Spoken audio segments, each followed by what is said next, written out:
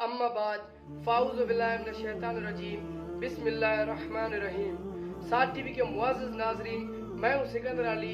आप सब देखने और सुनने वालों को अस्सलामु अलैकुम। हज़रत उमर फारूक रज़ी अल्लाह ताला अन्हु इस्लाम कबूल करने से पहले गरीबों को मारा करते थे। नाज़रीन गिरामी, ये वही उमर फारूक आज़म रज़ी अल्लाह ताला अन्हु है जब अमीरुल मोमिनीन बने तो अपने चेहरे पे नकाब लगाकर एक गली से गुजर रहे थे। गली से गुजरते हुए आप रज़ी अल्लाह ताला अन्हु की नजर एक घर पे पड़ती है। वहाँ देखते हैं कि एक बूढ़ी अम्मा परेशान बैठी है। आप रज़ी अल्लाह ताला अन्हु अपने गुलामों से फरमाते हैं कि चलो चलकर इसकी खैरियत पूछ लेते हैं। दरवाजे पे पहुंच के आप रज़ी अल्लाह ताला अन्हु ने अंदर आने की इजाजत तलब की कि क्या हमें अंदर आने की इजाजत है? तो वो बूढ़ी अम्मा कहने लगी, जाओ जाके अपना काम करो। फारूक आजम रज़ी अल्लाह ताला अन्हु ने कहा कि मेहरबानी करके हमें अंदर आने की इजाजत दे। जिद की तो अम्मा ने कहा कि चलो ठीक है, अंदर आ जाओ। हजरत उमर फारूक रज़ी अल्लाह ताला अन्हु उस बूढ़ी अम्मा से पूछते हैं कि अम्मा जी खैरियत तो है, क्यों इस तरह आप परेशान बैठी हो?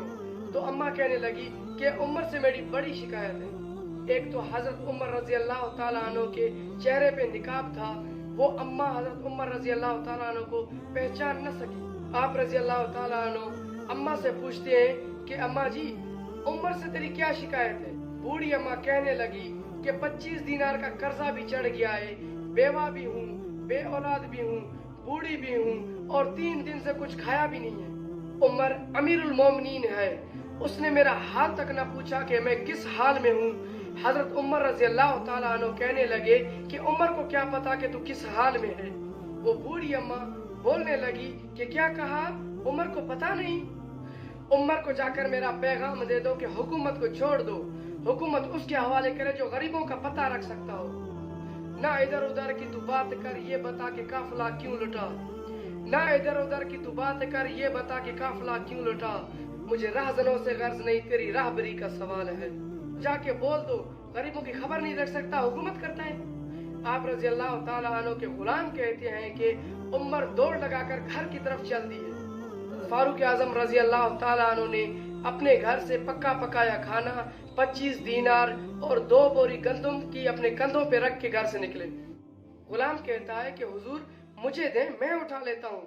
इस पर आप रज़ी अल्लाह ताला अन्हु गुलाम से कहते हैं कि वादा करो कि क़यामत के दिन क्या तुम मेरा बोझ उठाओगे?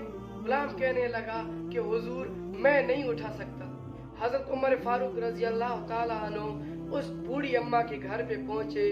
बूढ़ी अम्मा को 25 दीनार भी दिए, खाना भी खिलाया और 2-3 महीने का राशन भी दे दिया। नाज़रीन गिरामी, वो हजरत उमर फारूक रज़ी अल्लाह ताला अन्हु का दौर था और आज का दौर है। आजकल हमारे हुक्मरान तो सिर्फ अपना पेट भरने में मसरूफ हैं। गरीबों को तो कोई पूछता भी नहीं कि गरीब किस हाल में है। पाकिस्तान की गरीब आवाम को तो बेहद सताया जा रहा है। इंसाफ और कानून नाम की तो कोई चीज भी नहीं। अमीर दिन ब दिन अमीर होते जा रहे हैं और गरीब आवाम यहाँ पिसती जा रही है। हमारे प्यारे वतन में जैसे अंधेर नगरी चरपट राजा वाला किस्सा चल रहा है। उम्मीद करता हूँ कि अंधेर नगरी चरपट राजा वाला किस्सा आपने सुना होगा।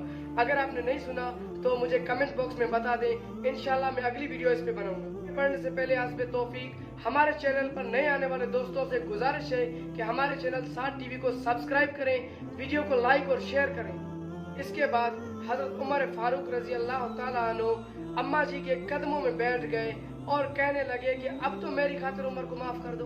अम्मा ने एक लफ्ज कहा। आप रज़ी अल्लाह ताला अन्हु के गुलाम कहते हैं कि हमने आज तक हजरत उमर फारूक रज़ी अल्लाह ताला अन्हु को इतना रोते हुए नहीं देखा जितना कि उस दिन रोए। वो अम्मा कहने लगी कि मैं उमर को कभी भी माफ नहीं करूंगी।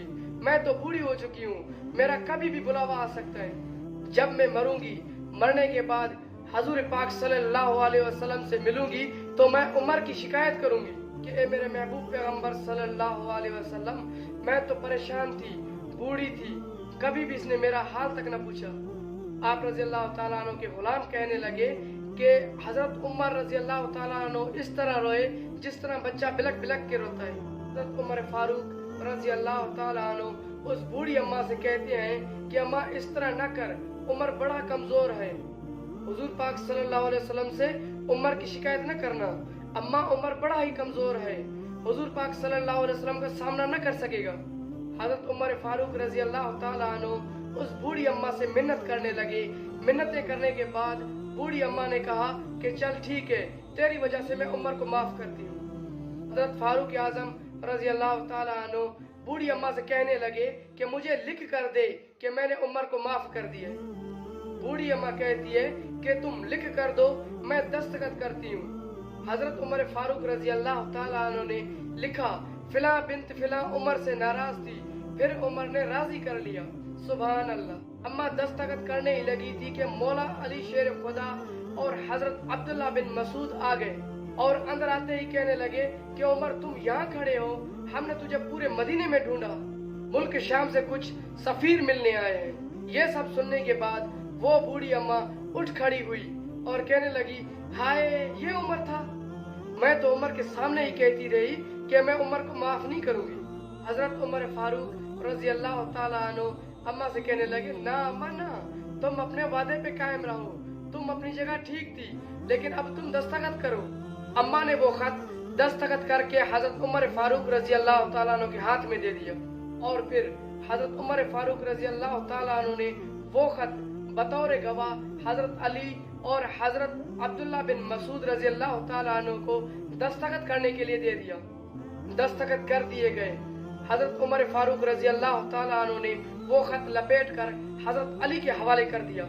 حضرت عمر فاروق رضی اللہ تعالیٰ عنہ حضرت علی رضی اللہ تعالیٰ عنہ سے فرمانے لگے کہ جب میں مر جاؤں گا تو یہ خط میرے کفن میں رکھ دینا، اور جب قیامت کے دن میرے نبی پاک صلی اللہ علیہ وسلم مجھ سے پوچھیں گے کہ میری امت کے لیے کیا کیا، تو میں عرض کروں گا، یا رسول اللہ صلی اللہ علیہ وسلم، مجھ سے ایک بوڑھی عورت ناراض تھی، میں نے اسے بھی راضی کر لیا۔